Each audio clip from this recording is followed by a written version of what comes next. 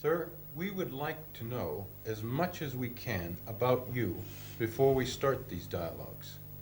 Would you please tell us where we are and who you are and how you came to participate with Mr. Krishnamurti in his teachings?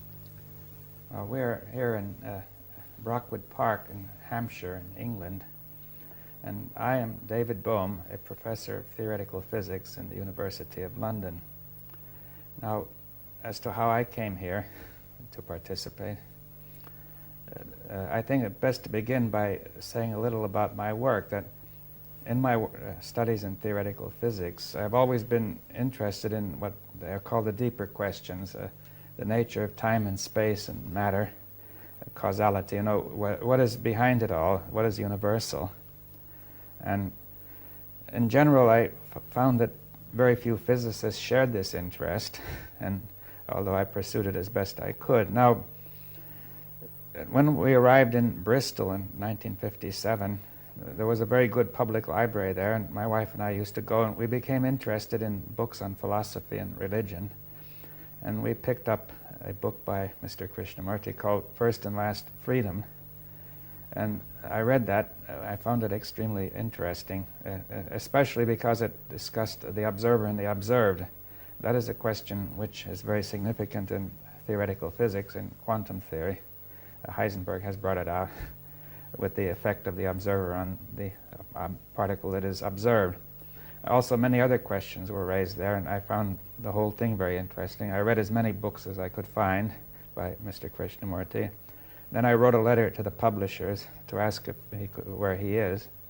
And finally, I was put in contact with the Krishnamurti Foundation in England, and they said he was coming to talk. It was around 1960 or 61, I think it was, I forget which. And so I arranged to come, and then while listening to the talks, I sent another letter to the foundation asking if I could talk personally with Mr. Krishnamurti, and they arranged a time. So we met, and we talked.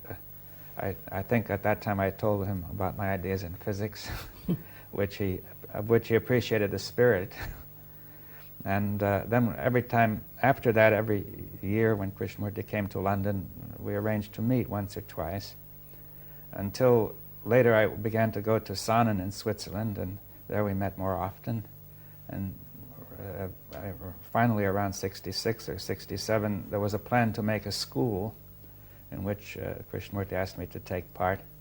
And gradually the school was organized here at Brockwood Park, and I have been coming regularly. You know, I'm a member of a trustee of the foundation, which is responsible for the school, and also come down to discuss with people and take part generally.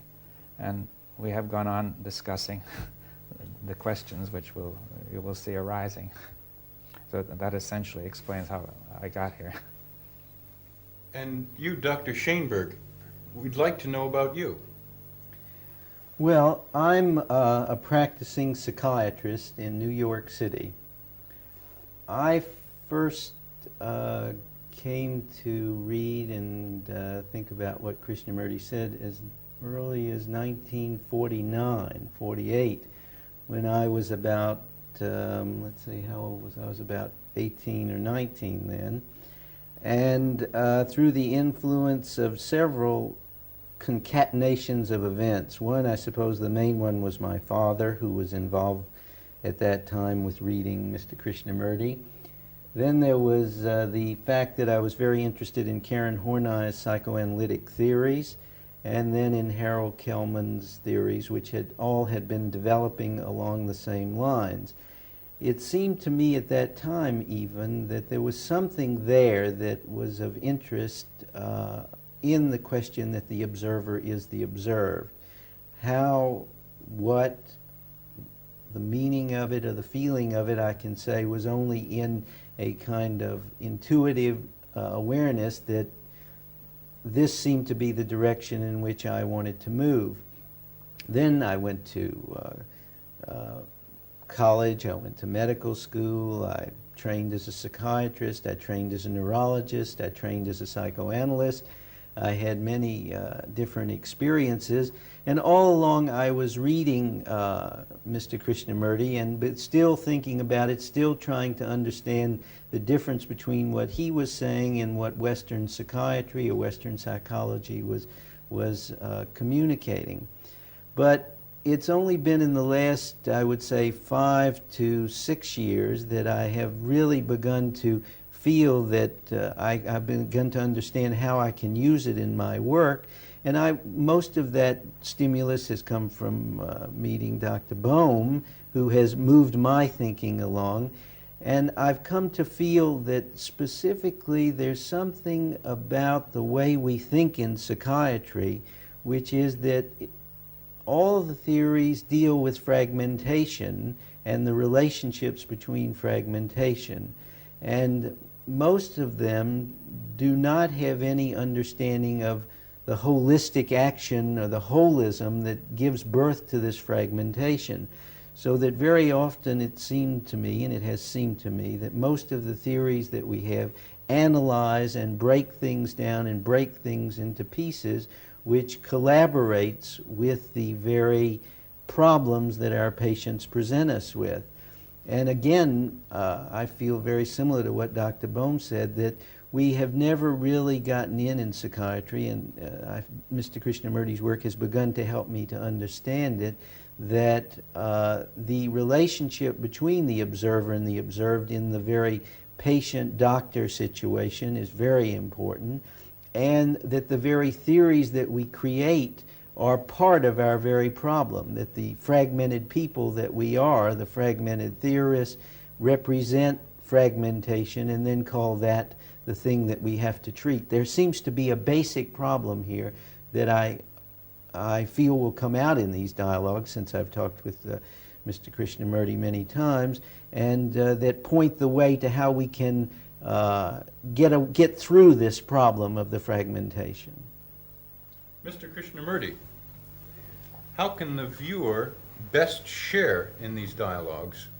How can he gain the most from the experience? I think it all depends how serious you are. How serious in the sense, how deeply you want to go into these questions, which is after all your life. We are not discussing theoretically some abstract hypothesis, but we are dealing with actual daily life of every human being, whether he lives in India or here or in America or anywhere else. We are dealing with the actual facts of fear, pleasure, sorrow, death. And if there is anything sacred in life, because if we don't find something real, something that is true, life has very little meaning. So, if you are really serious to go into this matter very carefully and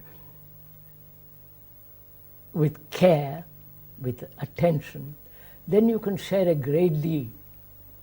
But you have to be serious, really serious.